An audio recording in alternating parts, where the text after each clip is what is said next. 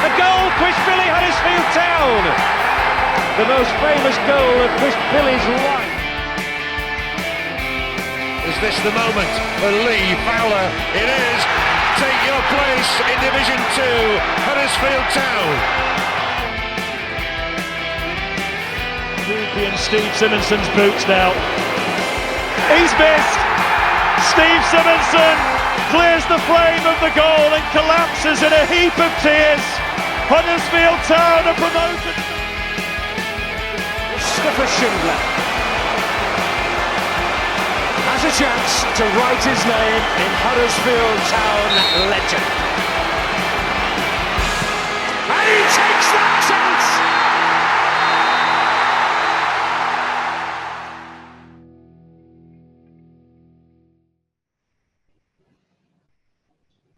Welcome to episode 117 of the Andy Takes That Chance podcast.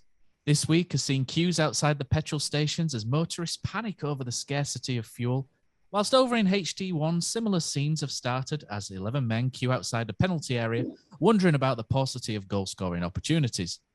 One place where there isn't much of a queue is on this podcast. Just the three of us today, willing to step up and talk about Saturday's game. A man who does more miles than a nice road trucker watching sport, it's Richard Kosi Kosmala. And a man who scarcely misses a game these days. His tachograph must be off the charts. It's Dan Porritt. And I'm Matt 104 Shaw. How are you doing, guys? Good, Pat. How are you, mate? Yeah, not bad. Bit flat after yesterday, but, you know, this is what football does to us. But before we go on, Blackburn Rovers are upon us this Tuesday, and where better for your pre-match tipple than Magic Rock? Magic Rock will be opening as usual on Tuesday, so head on down where a few of us will be there.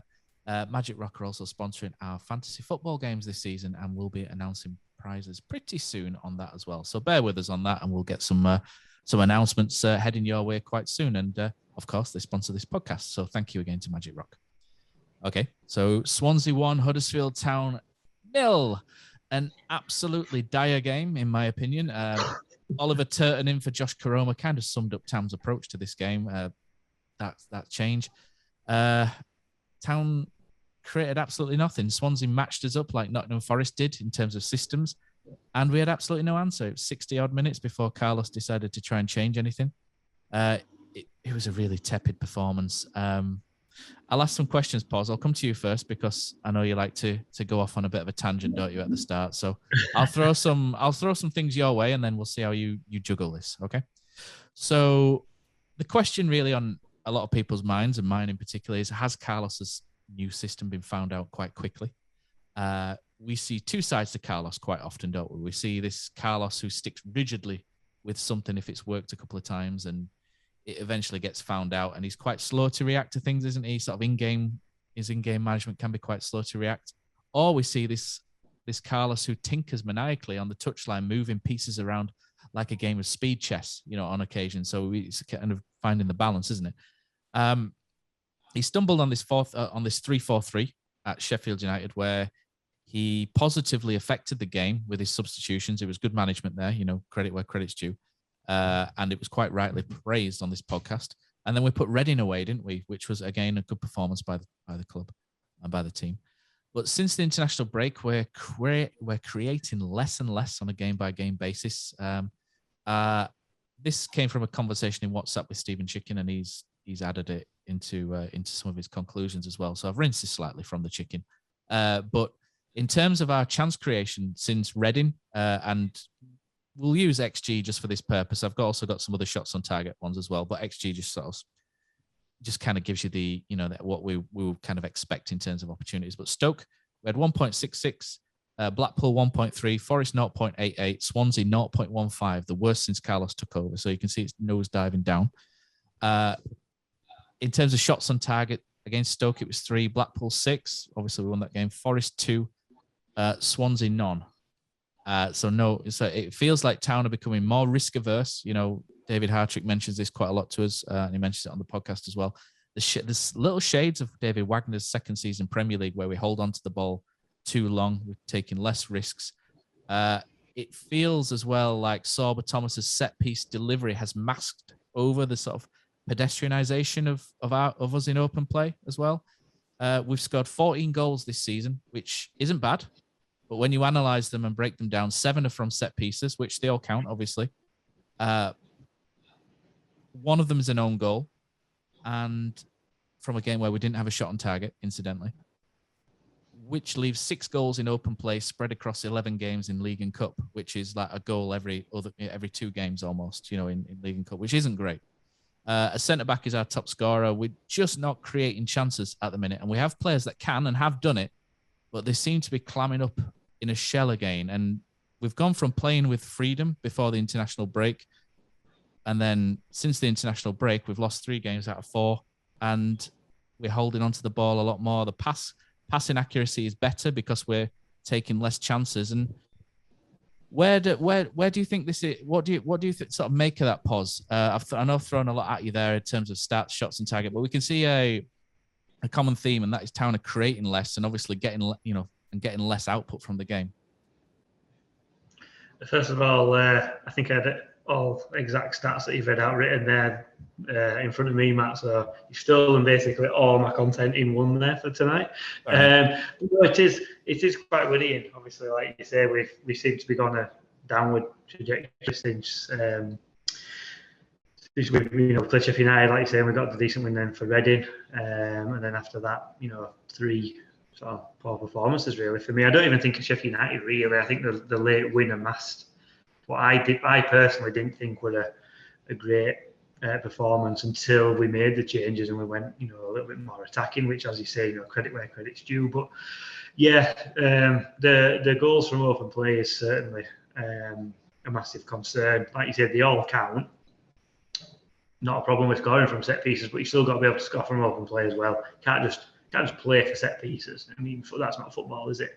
And I think Sorba Thomas obviously set off absolutely on fire.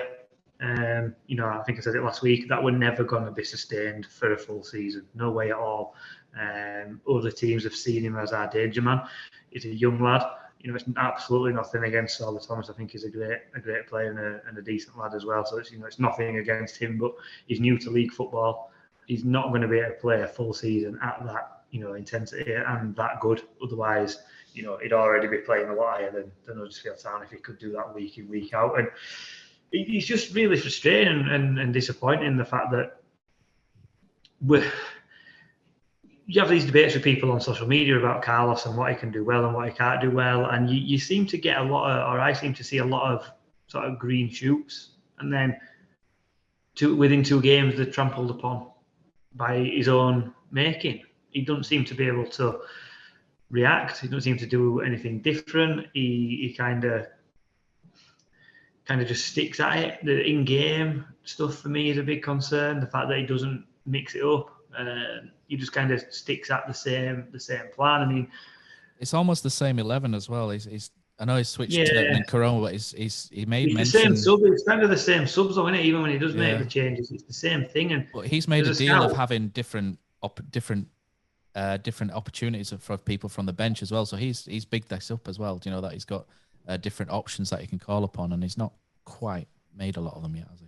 And this isn't a huge dig, is it? We're just sort of searching for what's going on. There's absolutely nothing wrong with being critical at all, because there's reasons to be critical. It's not. You see this a lot on social media, and it's a bit of a problem.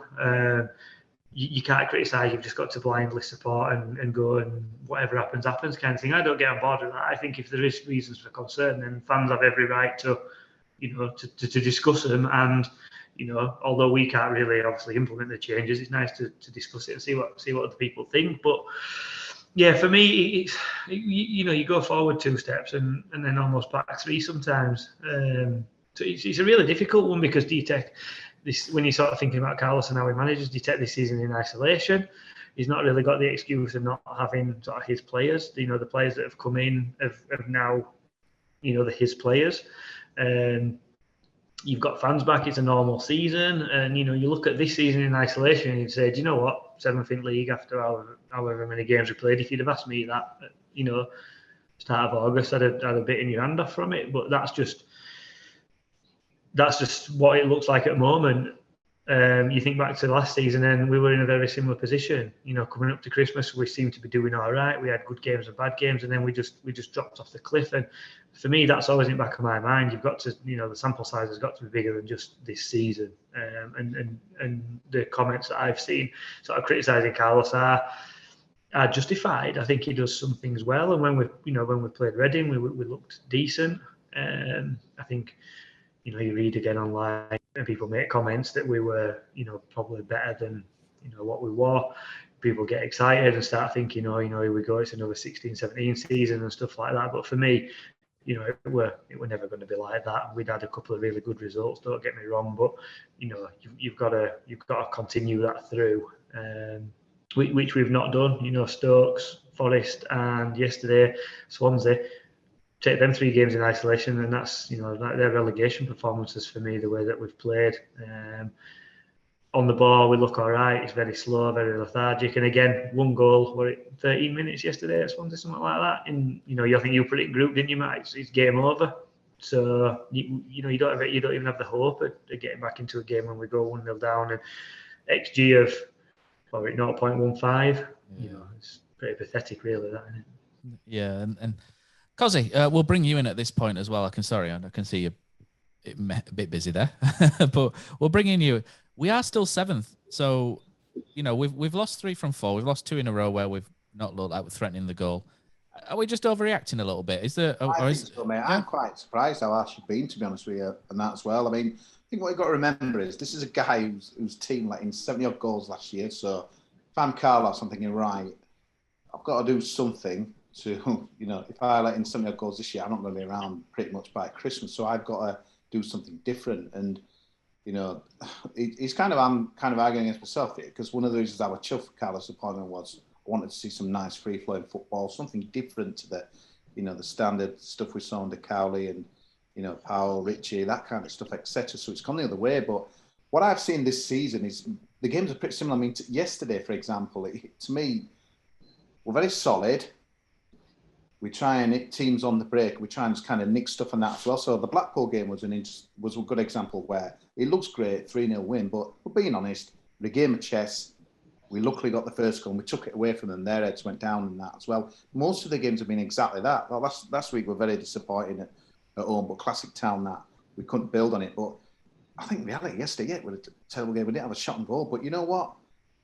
To lose 1-0 at Swansea, it's not a bad effort really, in that as well. I know it's not the Swansea, maybe kind of. They'd not won at home all season before yesterday. So you say and on scored paper, one, scored 1 goal at home all season as well. Most of our games should have been the same to me. Just try and stop the. I mean, Reading's. It's really difficult because a lot of the games we've seen, like a lot of the teams we've played have kind of been in a bit of a crisis when we played them. But if you're being honest, we've burgled a lot of the games. Sheffield United were another one where we kind of kept it tight, nicked a winner. Blackpool kept it tight, and we took control on that as well. Yesterday was the same, kept it tight, trying to get a goal, and we've got a +1 goal difference, which I think I might have gone out on an all-day. Miracle, I don't know. Yeah. So ideally, I think for me, it's not been brilliant to watch, to be honest with you. It's pretty boring, but we did the job against Reading. Blackpool, we looked good, kind of once we took control on that as well. But it is where we're at, to be honest with you. I think you've got to take the table out of it, really. As much as you want to kind of say we're 7th, if you look a bit further, there's hardly any points separating a lot of teams on that as well. But we're more solid. We don't look like we're going to get absolutely battered everywhere we go, like we did last season and that as well.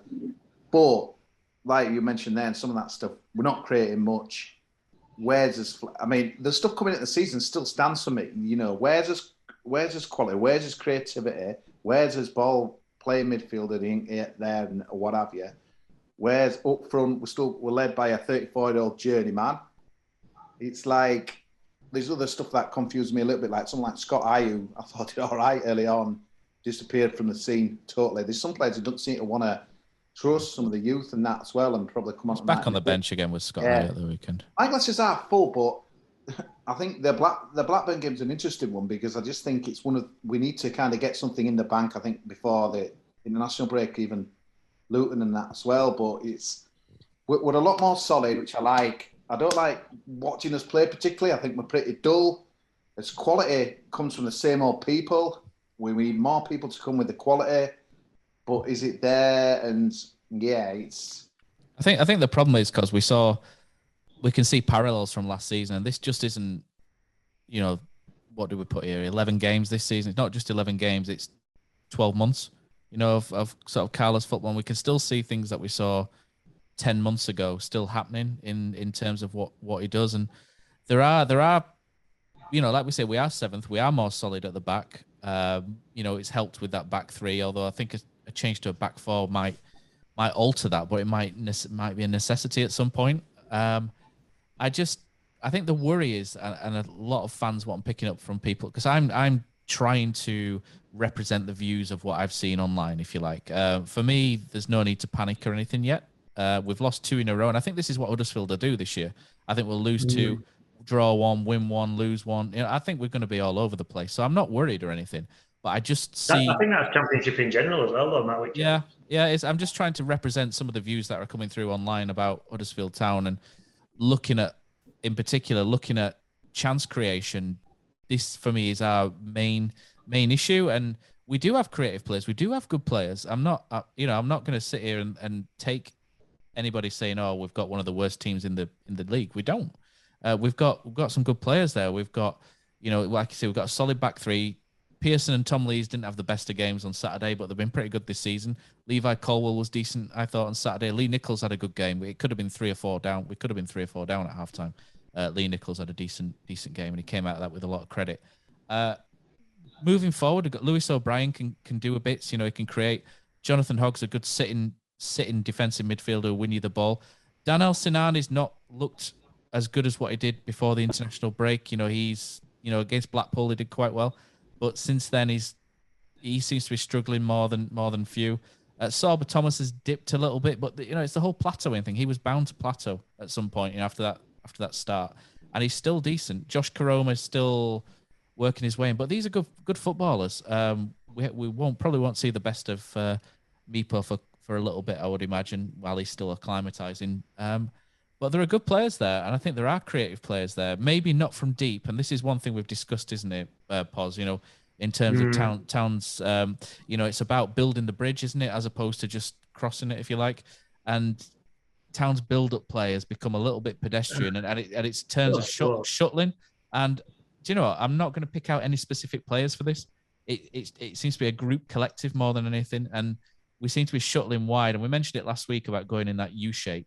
And it just demands somebody to become more central. And I don't know if the shape of the team will change now to maybe more 4-2-3-1 style, and Sinani might drop in a bit. But it just seems that we need to get a little bit more behind our striker, because we're currently flogging Danny Ward, Fraser Campbell, Mipo when he comes on, because they have very little central support in this system. They have 2 players wide, but nobody who comes in and around them. And I think that lack of central support now is starting to show in terms of our chance creation. Everything comes from out wide for us. Chances come from. We haven't got a creative midfielder. We haven't replaced Moy. We haven't replaced this Dutchman who were really good until he got injured, and even when he came back, there were 1 or 2 sparks. What do you expect? The Dutchman, Carol Lighting. Well, we've got Lewis O'Brien can do bits. He can force forward. But he's not. Danel Sinani was brought in as that attacking number 8. He's currently played wide, but he is the one who's been brought in to play that sort of attacking central midfield role. What's his first goal? Brilliant. Flynn Downs, class, total quality. That's what we need. Someone like that, mate. But someone pulling the strings. That's the problem for me. He's not. I wouldn't call him a creative midfielder, Flynn Downs. No, but what goal? There's what. The problem for me is, boom, get in there. We haven't got anyone like that, mate. Our goals are all blood and thunder. They're creativity, quality football, mate. That's not us. Yeah, it's tough. I think you've done right. You're dead right in what you say about the central striker as well, Matt. And I think I mentioned it last week that if you're playing 3-4-3, if you're playing 3 up front, you have to the 2 wide of the 3 have to almost be together. And we're not. We play almost 1 in the centre, and then there's 2 are really, really wide. The wingers, they're not forwards for me. They're actual wingers. They need to be, for me anyway, they need to be 10 yards further in field to help out the whoever's playing that central striker role. Because at the minute you're not really. I look at how the team is set up and how it should be set up on, like when you see the team sheet and stuff like that, and it looks like a 3-4-3, but it's not. For me, it's almost, I know it sounds silly, but it's almost a 3-6-1 at times. With the two wide forwards are playing as wingers, and they're putting crosses in. They're for me, if you're playing three up front, they need to be more direct and running diagonal at goal rather than running straight down the lines. They need to be running in.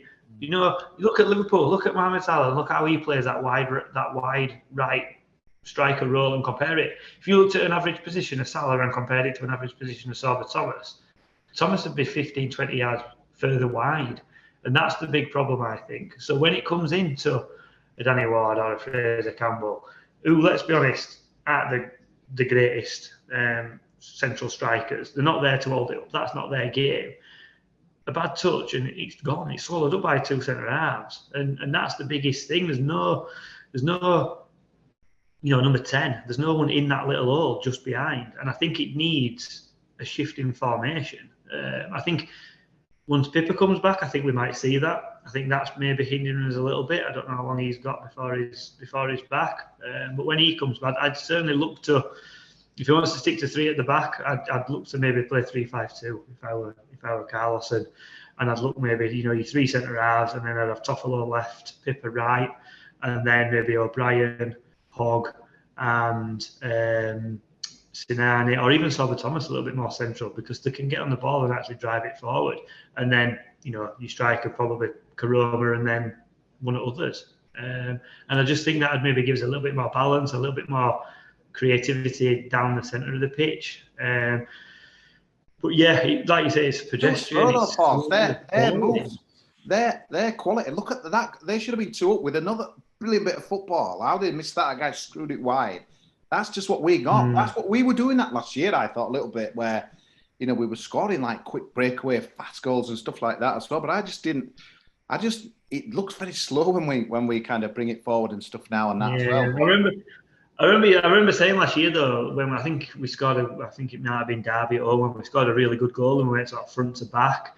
And I remember thinking, when we do that, we look really well. But all those goals that we scored that were like that were rehearsed goals, if that makes sense. They've done that 50, 60, 70, 80 times at training. And the problem that we have at Town is, unless it's in that situation where we've gone through it millions of times, we don't know how to play that way naturally, if that makes any sense whatsoever. So someone just picks it up and things happen. That we can't do that.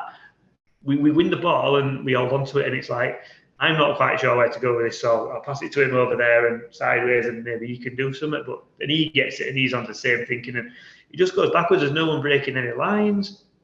There's no movement. There's nothing in front. There's nothing in behind.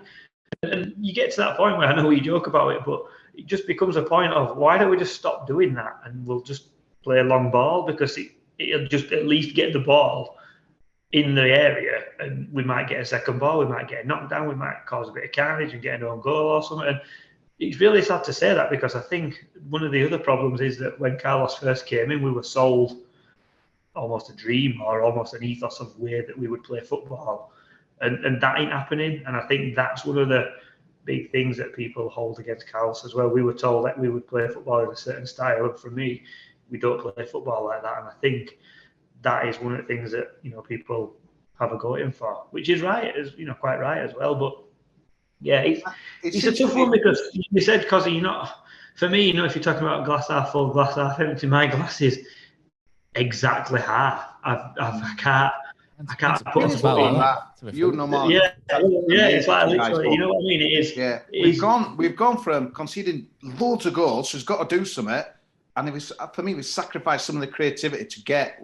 You almost want that in the middle, really, and that as well. So I can kind of get it. We're solid. We're hard to break down. Huddersfield Town are not pushovers now anymore, and that as well. Fulham game apart, but I don't get excited much when we get the ball now and that as well. But the difference is, what from you two, you think the players are there to do this. I'm not so sure. Sinan is a puzzle for me. But Norwich guy at work, season card holder, he's buzzing over him. What every other Monday? What's Sinan, that? They clearly think really highly of him and that as well. But my kind of feedback is we're not seeing him enough really, and that. So I don't know what his best position is. Sinani. Is that because do you think Carlos has put shackles on him then, or that what do we say if other players are performing well and being exciting at other clubs? Then is that a Carlos thing that's not letting them express themselves? Maybe I don't know. It's early days, Pods, isn't it? But when I look at him, I don't think we've had some gun loan players before, haven't we? Like someone like Kosi Palmer and Izzy Browns and what have you. But for me, I don't think, but. It's not a Smith though, is it? So why is that? But it is early days, but it's I don't know, it's frustrating. But a frustrating season when we beat Blackburn with 2 goals back in a playoff spots. But it's so difficult though, because I don't want to pick us wins to death, but you can make a case for each one apart from maybe even Reading. Really. Smashed Reading, yeah. Reading a 9th now. That's the wonderful thing about this. Yeah. Reading a 9th. They got some loan players straight away, didn't they, after they beat us? And, but it's a tough one though, because we're sort of discussing it now, and I'm sat here and I'm trying to think of what I can say next to offer some sort of solution, and I can't. I'm a bit like I don't really know, because I don't think there's anyone on bench you could bring in. I don't see any other players in the squad apart from maybe first 11 that could do any better than what we've got. So it's a little bit like I can't really offer out any advice or suggestions. When we're doing this next Sunday, I think it's really going to define the mood of us, because I think the table, obviously, you can kind of hold it up, look at 7th, because people say that at work to me, 7th, what's still time? But I'm like, don't be kind of fooled by that, because it's not all it seems. But the next 2 are so big, I think we need to win one of them, and all of a sudden we could be like having this chat next Sunday, we're going to national break 14th, and, it's, I don't know, I just don't, it's just weird, isn't it? It's a weird season, man. A weird season. It's funny, I've just quick looked at table, Kosi, and you bang right in what you say, because we are 7th, but Preston at 3 points behind us and they're in 15th. So it shows how tight it is. Obviously, I know that all those teams below us can't, they'll be playing driven won't win. But in a couple of games, we could be quite easily back down 16, 17, 18th. And then all of a sudden, like you say, 7th table goes out a window. It's too early to say look at a table, because it's so tight. Why? You can't use it. Why? Well, see, I'd say that it's so tight because everybody's very similar to us in this league at the moment. I think there's a lot. You could probably listen to a lot of podcasts and there'll be fans of every team saying, "Oh well, we beat someone 4-0 and then we've gone and lost 3-0 somewhere else." And I think that's the season it'll be. It's whoever turns up on the day and plays the best. It's like Reading won at Fulham, didn't they? And yeah, exactly. Fulham paced us 5-1. I think it's about playing teams at the right time as well, as much as anything, which is... That's what you were saying on Matt earlier on. It's quite interesting with when you break the goals down into what's set pieces and what's come from open play and stuff. That is the huge concern, and that's all because you don't look and think, right, Rolando Aarons or what have you. You don't think, right, he comes in and improve and stuff. So it's like, it is. I see what you mean in terms, because you've been banging on about a quarterback for ages, and we've thrown in Vallejo as a potential solution in certain scenarios, and but again, bringing in a quarterback type, sort of an 8, if you like, to play the ball, potentially could be something which should help. But the movement ahead of a number 8 has been so poor that will he have anyone to pick? You bring Aaron Moy into this team, will he all of a sudden start sliding balls through for people? Because the movement's not there at the minute. It all seems to have just gone a bit stale, and I'm very sort of aware that it's only a couple of games, and maybe and this podcast in my mind at the start wasn't going to go as negative as what this is. I'm quite, all of a sudden I'm sat here and thinking, oh, this has gone a bit more negative than what it needs to do. So I'm trying to think of ways to bring this back round now, because it kind of went to a dark place, didn't it, Pos? It went to a darker place than it needed to. But I think that's because, like you said earlier, Matt, you draw parallels with last season. So I think that's the worry, isn't it? Yeah. Into that. And I think this is what's going on. I think Kosi's right as well. If we win one of the next 2, I think everyone will go, "Oh, okay, it's not like last season." Yeah. And I think I think people will all of a sudden go, "Oh yeah, okay, that's fine. It's fine. We're okay." Whereas we just see that decline, don't we? And similar to decline to last season, all of a sudden people are going, "Oh no, is this the good start?" And all of a sudden everything goes to shit and we can't buy a win. And I think that's it. But you're very right, because the next 3 games we've got Hull, Luton and Blackburn. We could win all 3, we could lose all 3, but it's very important we don't lose all 3. We definitely need a win and a draw at least from these, and I think we'll just all calm our skin. Yeah, I just wish we could see. I think it's really weird because you can Sorba Thomas be massive, and the He's been great. He's been brilliant. He's been absolutely brilliant. Yeah. I think the international break that did us. Yeah, I do. I think it did, and he just sort of stopped some of the momentum, didn't it? The international break, and Sinani's come back having played a couple of games, and he's struggled to get back into it. And Thomas has probably not benefited from the stop, but we have to get used to these. There's a few of them a season, so we have to get used to. I think when you're a team like Town as well, and you got on that momentum, an international break not only it hinders us for the reasons you've said, but it also gives us next maybe 2 or 3 oppositions to work on ways to stop that. It gives them an extra. I just want to see something a little bit different. Yeah, I just want to see something a little bit different from Carlos and Town now, just to show that last season was last season, this season's completely different. If we see a couple of little alterations where we're not trying to do the same things as what we were doing last year, then I'll shut up and I'll be happy. So what would you say, Matt, for that though? Because me and Kosi, obviously you ask us the questions, but so for you, like, you obviously want to see a little bit different. Any, I won't say suggestions for Carlos, because I can see strengths and weaknesses with whatever we decide to use, and I think it's got to be a game by game approach. I think what Carlos has done this year is, last year he chopped and changed, didn't he, quite a lot depending on the opposition. So last year the opposition played 2 up front, he would play a back 3. If they play 1 up front, it would be a back 4, and that's similar to the bloke up the road, isn't it? So, but this year he's stuck rigidly with something, and it's worked. We asked him to do this last year, so it'd be hypocritical for me to sit there and go, "Oh, he chops and changes too much. Why are you not changing it?" I don't want to be a hypocrite, but I think his in-game management needs to be a bit sharper sometimes. I think he's sat on things a bit too long, and I think he's done a lot of good stuff this year. Don't get me wrong, Carlos, and overall I'm quite happy with the picture that he's painting at the minute.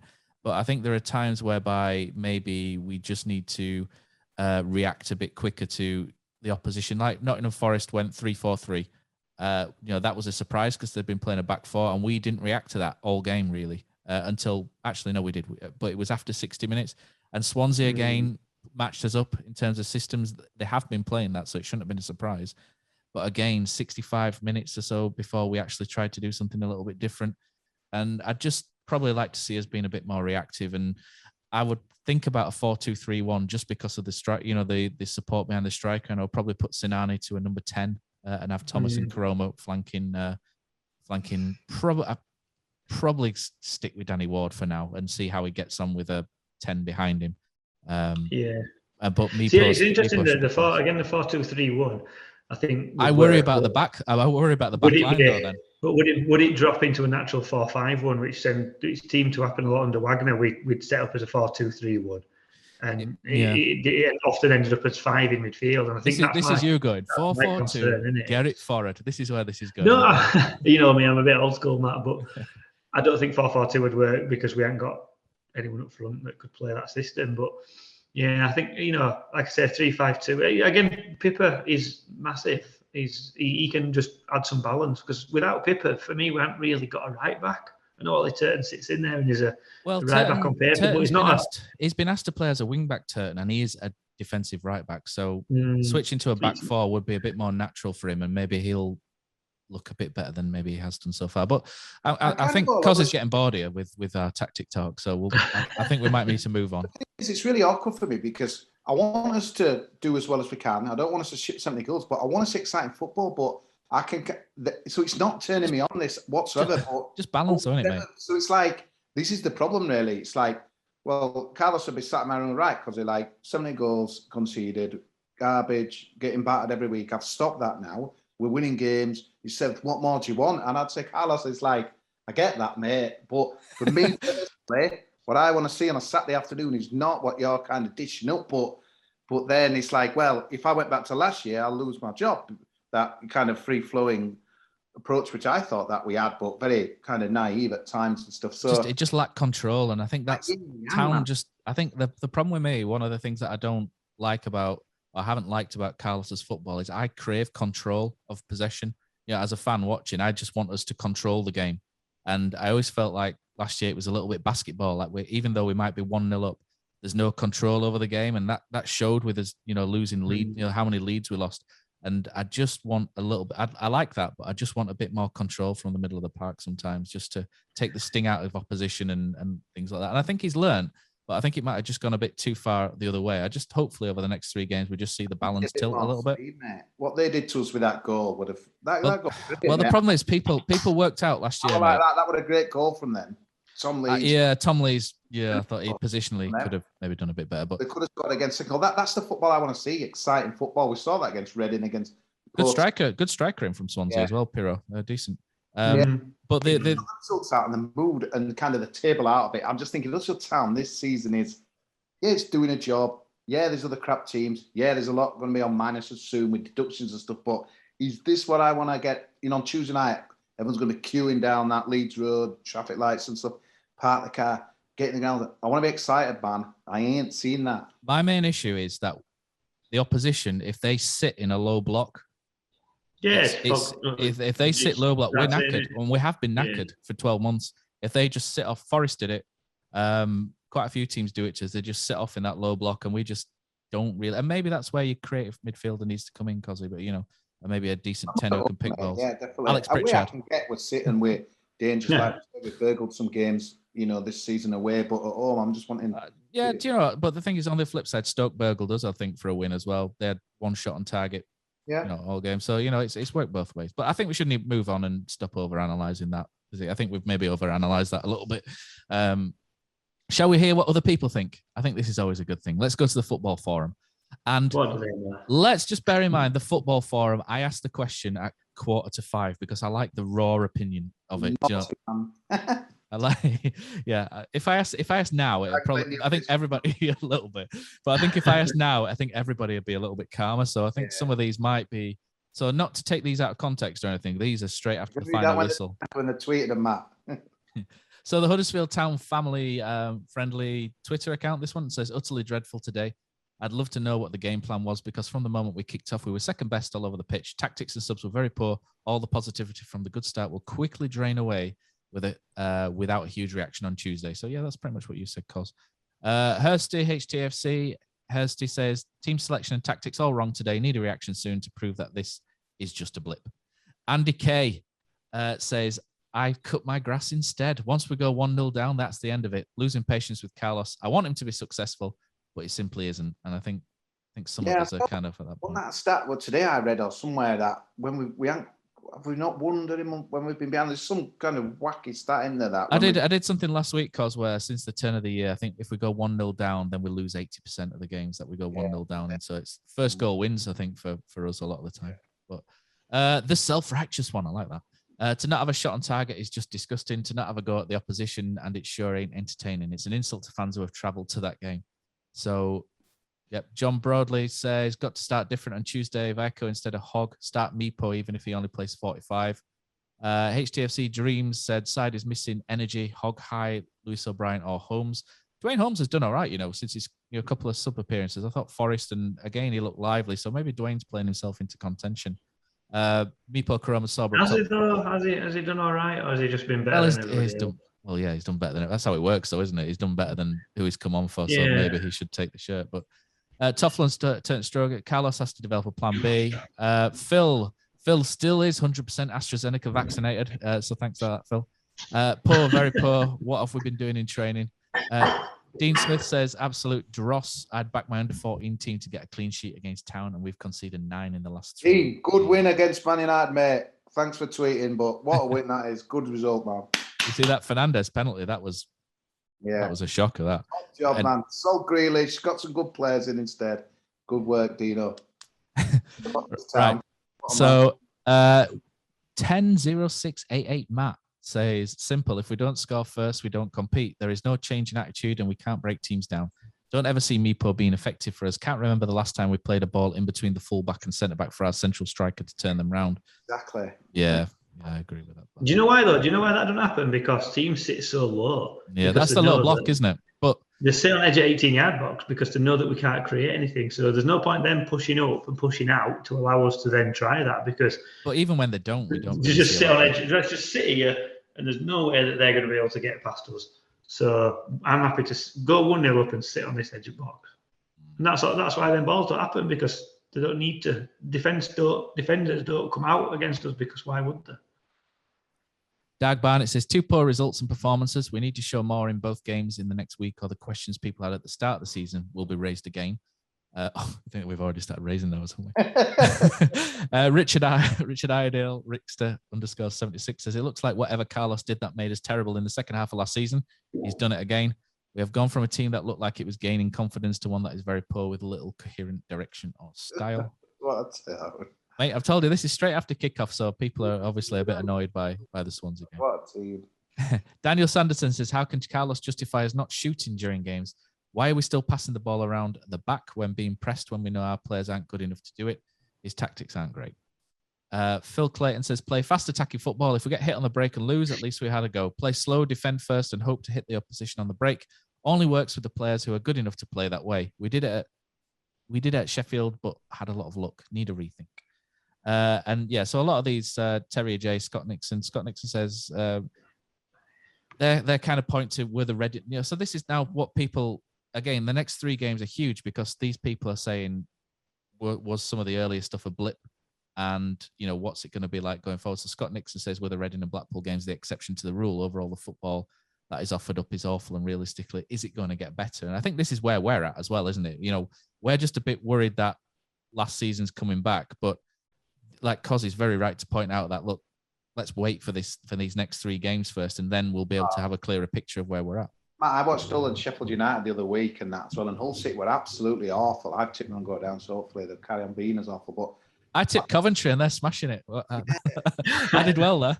The things that Real Mark Robbins. There's others that are poor, and because I feel more confident now. God, this is famous last words. They're going to wield out in May, but I feel more confident now in staying in the division and having a better season than I did at the start. Not just because of 13 points, because there's other teams I've seen that are in a bit of disarray and that as well. So it's like what you said, Matt, and we mentioned out of the pod that we're missing this and we need this and we need that and we need that. All the other teams seem to be in the same boat, apart from your Bournemouth, Fulham's. Bournemouth, yeah, we've got too much of this than that, haven't we? Yeah, definitely. So, but I don't want to just be better than before because there's a crap, if that makes sense, and that's all. I want our standards to raise, and that's where. Well, this is what we're talking about. Yeah. Going back to last season as well, is are we moving on? Is everything moving on? And I like it. I think you're right. I think we'll calm our skin a little bit and get behind the club and Carlos over the next 3 games, and hopefully that's right. But thanks to everybody who's. I'm going to stop. It's interesting from the comments, Matt, that,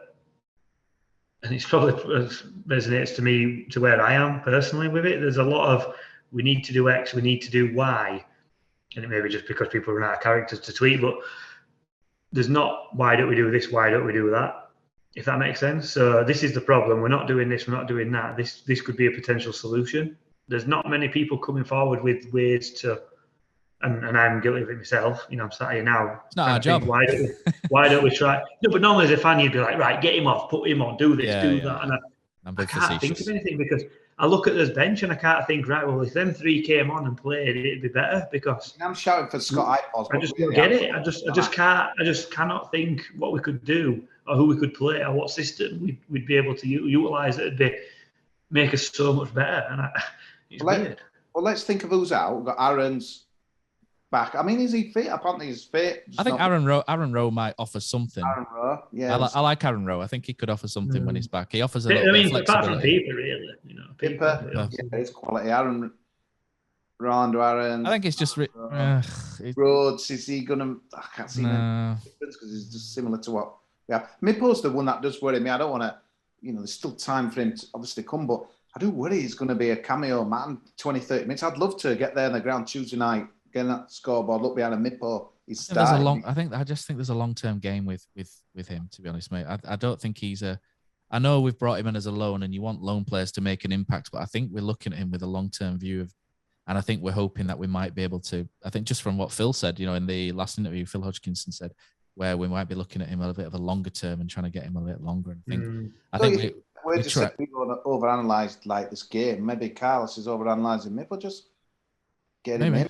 Maybe just throw him in. Like he's that kind of manager to me, Matt. I think Mipo needs the support though. Like that central support we're talking about, because he's been thrown to the wolves a little bit. He came on against Forest and he had 3 men stood around him. The lad's going to do nothing, you know, with 3 players stood around him. It was interesting. There were a comment one before we signing that I can't remember exactly who wrote it, but he did say that he's very raw and he's probably not ready for adult first team football on a regular basis. So I can, but it's got much as you want to throw somebody like that on. Sometimes that's a good thing though. Sometimes he's not. Well, yeah. He's got no scar tissue, if you like, and you could, so maybe throwing him on in certain scenarios, but you have to get him the ball to let him shoot when he gets it, and that's the thing. We're not getting the ball to him. But anyway, thanks to everybody who's and sorry that I've not read all these out, but a lot of them are very, very similar, and I've been reading the same comments out, I think, over and over. But thank you to everybody who's got in touch. HTFC Dream says the podcast has been directing criticism at Hogg. And all right, we've sort of mentioned that Hoggy's passing is a little side to side. No, but I just want to point out I did have a slight discussion with him about this, and it was all right. It was decent, and I did say to him about different situations for different scenarios. But I forgot to point out that this podcast we did pretty much bear the Jonathan Hogg flag last season for Player of the Year. So there you go, HTFC Dream. We're big fans of Jonathan Hogg, and we do love the guy. It's just sometimes you just think of different horses for different courses. That's all it is. And Kosi loves him. And Kosi sat there ready to attack us if we say anything bad about Hoggy. I don't discuss Jonathan Hogg with Kosi because we end up fighting. Also, I want to point out, Andrew Peace said you were up at 5:30 this morning to go watch that rubbish. A few beers tonight and up for a better look at Foss races. And it's for those people that went to watch this. So I wanted to read that and just say well done to those that did actually go down to Swansea and watch, and take in the game. It's an effort to go down to Swansea. We've all been to Swansea. It's a tough ride, especially on a coach. And I think it's like 5-hour journey. I think that's what you've got to remember. I think it's too right there. You've got nothing back for it. A few shots, don't you? No, I don't mean a Sambuca. I mean on the go, man. So I do get. They might need some Sambuca afterwards, though. That's the thing. So those people who've paid the money, and 100% they've got more right than any of us who's kind of watched it, or what have you, not being than to there, because. That's the minimum you expect. That especially when there's a petrol shortage and all, going all that way for that, bloody hell. And you just think though, it reminds me like England in that Euros and stuff with extra time. I'm not going back and a bit left field, but you've got an opportunity to do something, to make yourself a hero, do something different. Like, to be fair, Matt, you said against Sheffield, he did change it and went for gold. It's not everything's rubbish with Carlos. Creating nothing at Swansea. So just even to lose 2, at least you've done something different. We're just exactly the same, really, man. Right, just get Nabisata up front. 4-4-2. Knock it long, feed off at the scratch, Mike Bassett style. Come on. It might work. To be honest, Nabisata's that random. It might even work. It might work. Blackburn Tuesday, knows where to score. Yeah. Go on, Nabby. Think of that. Right, guys. So we've been contacted recently by Iconic Sporting Moments to run a competition for you lovely people. And I think the majority of people that take in this podcast do so over audio. But if you are watching on YouTube, we have one of these to give away. So this is an Iconic Sporting Moment featuring Christopher Schindler and the commentary moment from Daniel Mann from Wembley. We'll be doing a competition whereby you will need to follow us and you will need to follow at Iconic Sporting Moments. And I will be posting that out next week. And the winner will be picked at random by one of those wonderful mechanisms that you find online that picks a random winner for you with a set of heuristics. And we'll be giving this away. Look all right in the sauna, that work, Pos. It would, mate. Look better than that bloody thing wife put up anyway. You'd have to get sign off for something like that, though. But probably yes. Would, mate. Yeah. So for if anybody's listening, check out on Monday, Tuesday. Check out us on Twitter, and we'll be running a competition for one of these, and it's pretty decent. Right. So last week, Pos, we asked for a Carlos song, didn't we? And you came up with one with the Sauber and Colwell at the back, Sauber and attack. That was the one. Carlos is going to take us to the Premier League. You think you did say it might need a little work still, but there is one in process, so you can listen to that in the South Stand on Tuesday night. Potter will be with his microphone at the front. Hopefully, mate. Hopefully. See, we're not fully against him. We want him to do well. But Andy Kay did ask for a very specific Mary Poppins one, didn't he? With the underlie sort of supercalifragilisticexpialidocious. And I did get one via a DM from James at Not Drig Bear. And would you like to hear what he well, he didn't send a voice, I'll have to do it, but would you like to hear what he... I would like nothing more, Matt, than you singing this. Right, so I'm not going to sing it, I'm going to speak it, because... No, you got to sing it. Cos is the singer. But he's put Super Carlos in New Balance and his bright white chinos. He will make the Hooders play the best you've ever seen us. on his trousers. Oh, his trousers are so tight that you can see his penis, Super Carlos New Balance, and his bright white chinos. I actually thought it was quite funny. So we've done that one out.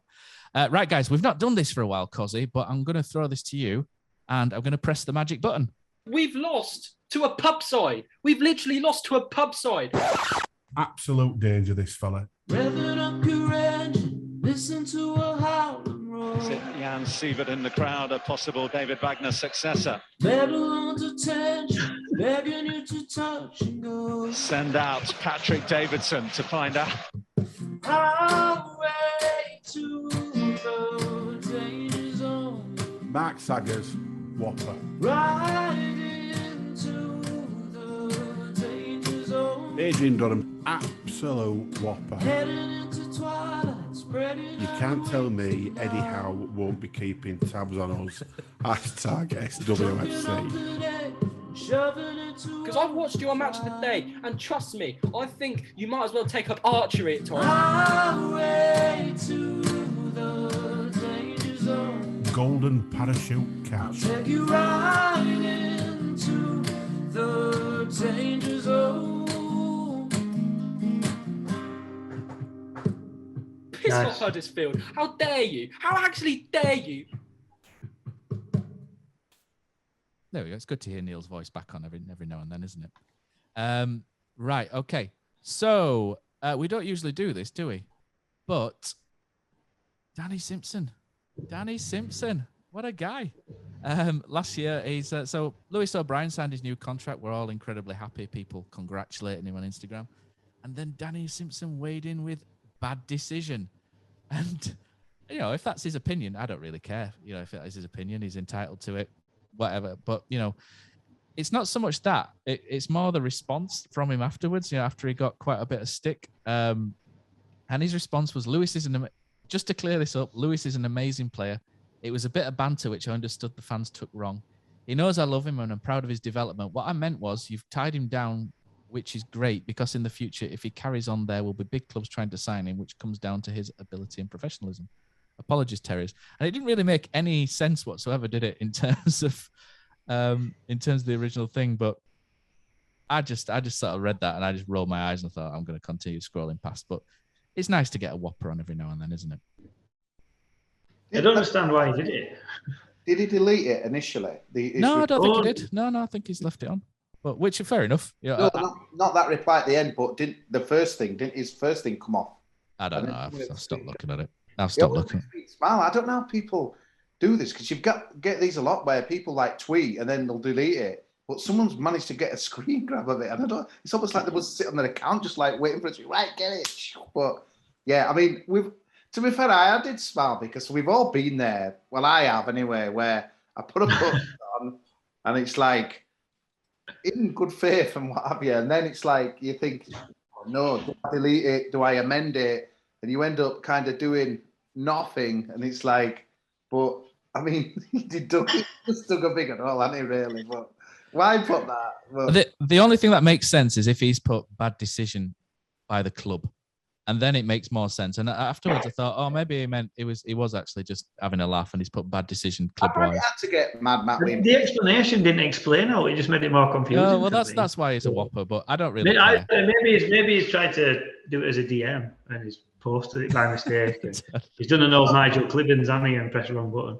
The thing is, it's obviously it's got bad blood with Huddersfield Town, so you've got that has got to usually be taken in a context and that as well, because obviously the issue with the Cal in the contract and the retraction and playing past, kind of COVID and what have you and stuff. But it's like, so if this had come from some randomer like that must have an Instagram for Huddersfield Town, I don't know, trying to think who someone like God, I forgot who he is, Charlie Austin, Gordon Watson. Yeah, someone like that. Then it's like rage, but I just laughed about it really because. Good example. That is like he digging himself into a bigger hole. It is what it is. He looks like Huddersfield Town. I get that what's happened with him and stuff. And yeah, he's just Danny. We're not angry. We just It's just you. I don't understand why you're in the danger zone. Just own your opinion and just say, I think it's a bad decision. Don't come out and be like, oh yeah, I didn't mean it like that. Or just.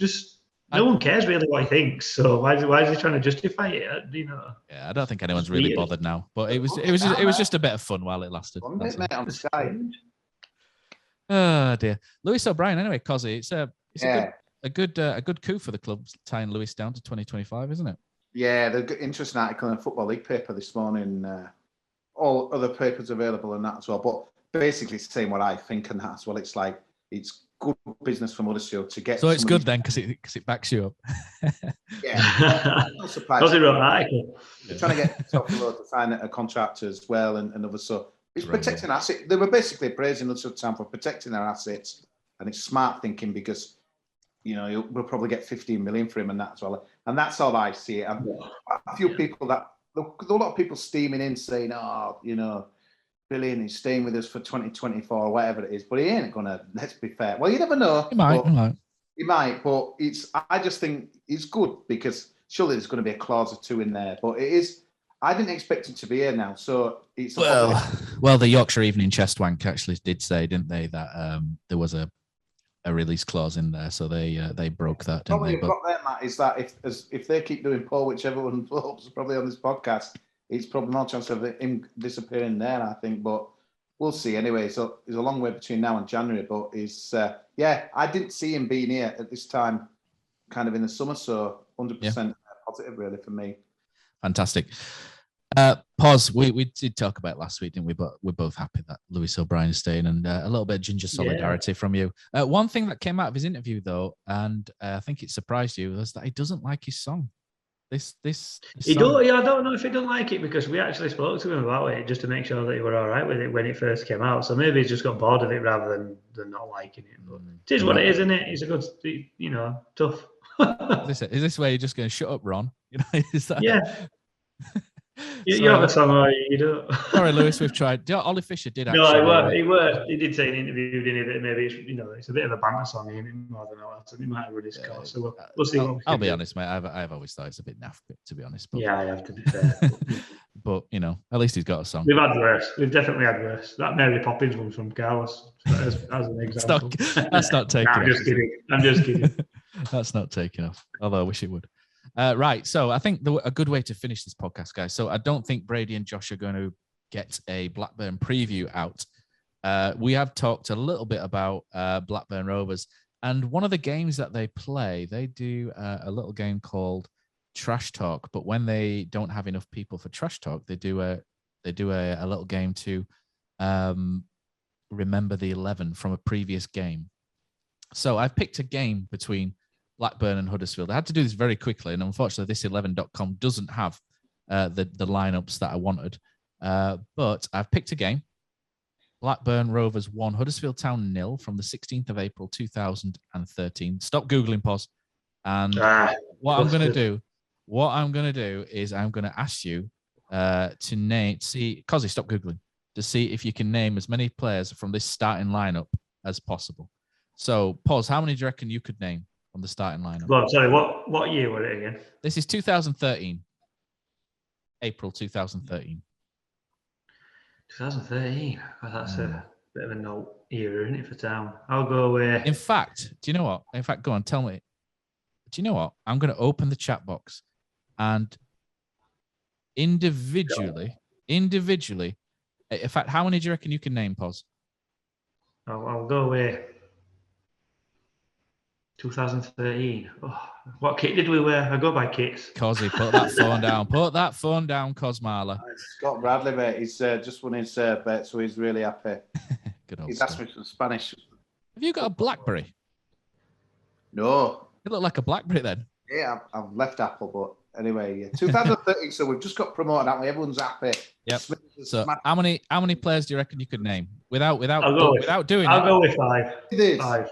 You reckon you could do 6, Kosi? Yeah, I'm gonna have a go. All right then. What I want you to do is I want you both to do 6, and I want you to type it to me in the chat box. Oh, no way, man. And you've got 30 seconds, and then we'll read them out. Remember, when you type into me you have to send it to me though, not to everyone. Otherwise, you'll be swapping. Oh shit! Yeah, we're gonna know. Yeah. When I do that. Oh, there we are. Look, Matt host. There we go. Right. So just for So I'm while gonna you go guys with- while you guys are typing in, just a little bit of filler. So this was Blackburn Rovers versus Huddersfield Town on the 16th of April 2013. The referee was a Darren Drysdale. The scoreline was Blackburn Rovers 1, Huddersfield Town 0. Played at Ewood Park in front of 15,317 people. And do you know who scored for Blackburn that day, guys? Matt Jansen. Jordan Rhodes. Oh, I went to this game. Yeah. Oh no, I don't know. Right, I'm going to give you 10 seconds. Bloody hell.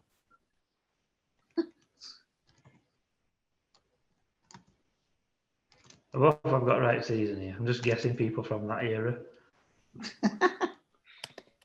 It actually looks like a pretty strong side. 1, 2, 3, 4, 5. What the hell, pause? Right, okay, so we've got those in. Right, so Dan Porritt, you've gone with Smithies, Naki Wells, Philip Billing. I think Phil would have been about 15 at that point. Peter Clark. Have you gone with Andy Butler? He used to play around about the same time as Peter Clark, didn't he? Right, so you've got. I'll tell you how many you've got. You've got Smithies. That's 1. You've got Peter Clark. That's 2. Well done. Billing. Nope. Wells. Nope. Butler. Nope. What Cosmala. about that other one? I had another guess. Oh, and Did you've he got play? Ward. Danny Ward. Did Danny Ward play? The answer is no, he didn't. Hey. He was he on the bench? He was. To get you battered everywhere he goes. Cos he's gone for Smithies. Correct. That's 1. Oliver Norwood. That's 2. Sean Scannell. That's 3. That's the game. Vaughan 4. Dwayne Holmes 5. Duh. No, not Dwayne. Oh. Any advance there? Potter's looking at the team now, I think. Oh, no. Well, if it were that sort of era, then it'd probably be Lynch, maybe. Joe Lynch. Lynch was on the bench. He didn't play. Hogg, he were around No. then still. No. No? Right. So just to put you out your misery, the team that day was Alex Smithers in goal, Peter Clark at centre back with Anthony Gerrard. Callum Woods was at right back. Yeah, balls. Man. Callum Woods, but yeah. Callum Woods, I did not like him. Paul Dixon was at left back. I didn't like him Yeah, either. Dico. Adam Clayton in midfield with Neil Dans, Oliver Norwood, Keith Southern. Oh, the QE too. Woo. And Sean Scannell with James Vaughan up front, and Huddersfield lost 1-0. Jermaine Beckford, Oscar Goburn, and Alan Lee did come on that day. So there you go. So we're coming up to Blackburn. Thankfully, I think we've got a better side than that now, I would say. We're going into Blackburn. So this game is a really sort of important one, isn't it, guys? You know, What you've got to do here, Matt, is not be in Blackburn and scored 5 against Cardiff, so they'll be on high because that's not how the championship works, mate. And you know it, I know it. So we hope, anyway. 3-0 down. I hope they bring a few, though. I think they will do. They always bring 1,000 or so it should be all right. It will be empty seats job, won't it? I think we're struggling to get above 10,000, I think, on Tuesday, but I'm hoping for a bit of banter across the south stand and a good game, really. A few goals, hopefully. yeah, they're an interesting form, Blackburn. Just having a quick look now because I've done absolutely zero research on this. But they're last 6, they've won 2, drawn 3, lost 1, and they don't seem particularly great away from home, in all honesty. At home, they're pretty decent. They've won the last 2 home games. Away from home, a couple of draws, a 0-0 and a 1-1. So Infogol predicts that. Infogol is actually predicting a Blackburn win, but Betfair is 37% Huddersfield. I don't know why I'm advertising Betfair because I don't really do any betting. So they're 37%. So, you know, the odds really sort of tilt slightly towards Blackburn, I think, in some respects there. The analyst verdict says there's actually decent value in Blackburn to win this game as well. So in terms of top goal scorers as well, Blackburn have got 7 goals out of the Chilean reborn international Ben Brereton Diaz. He's smashing things up there. Sam Gallagher's got 3 as well. That's interesting that they've got a striker with 7 goals. I haven't seen one of our strikers score 7 goals for quite a while. No, it's been a while. We've got Mike Pearson though, so it's all right. Mike Pearson is our top goal scorer with 3. Jeremy Simpson's the referee. I've just got some stats here. Oh no, I hate that guy. 7-8 cards per game.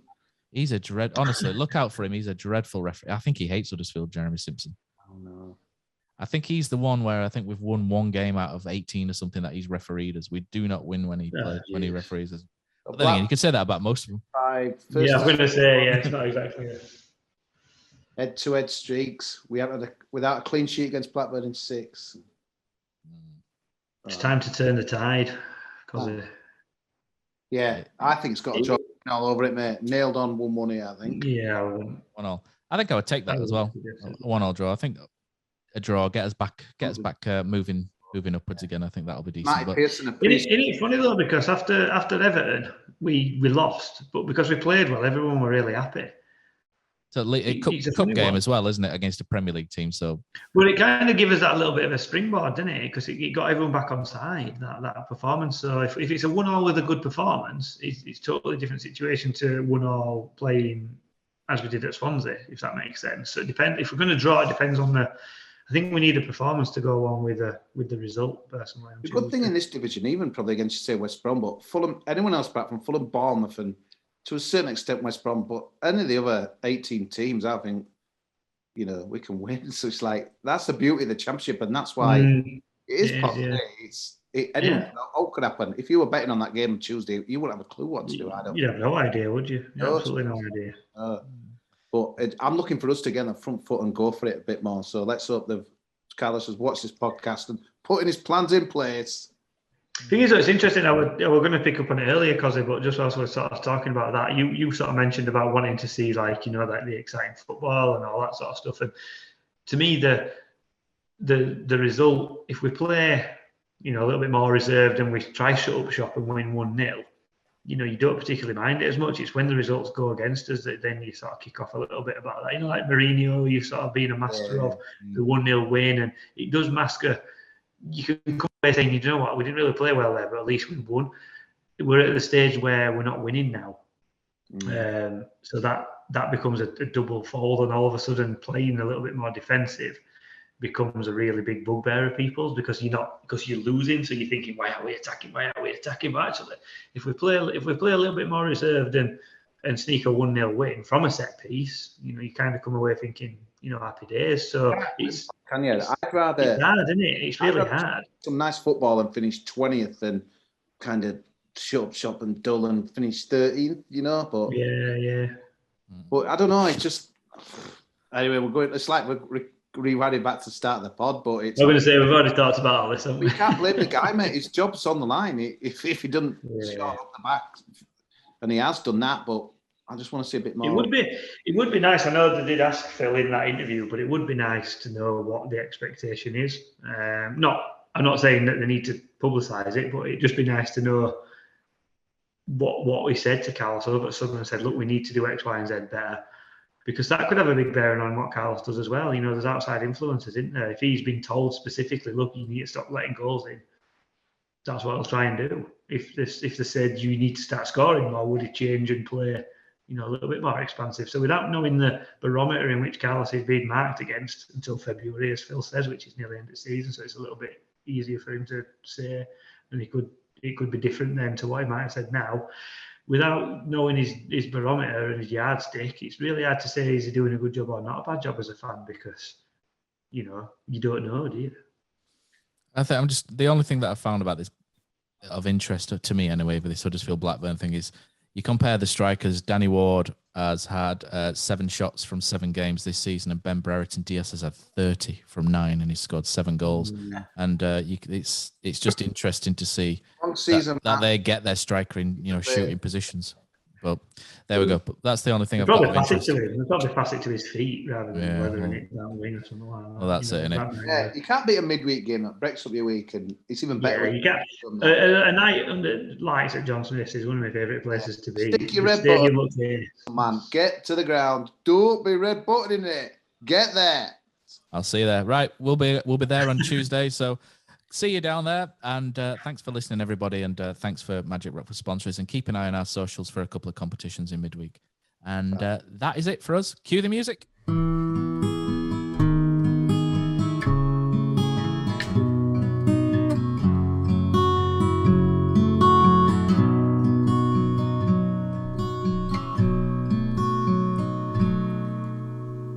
There's a team that is dear to its followers. The colours are bright blue and white. They're a team of renown, they're the pride of the town, and the game of football is their delight. And all the while upon the field of play, thousands loudly cheer them on the way. Often you can hear them say, who can beat the town today? And then the bells will ring so merrily, and every goal shall be a memory. So town, play up and bring that cup back to Huddersfield. So town, play up and bring the cup back to Huddersfield.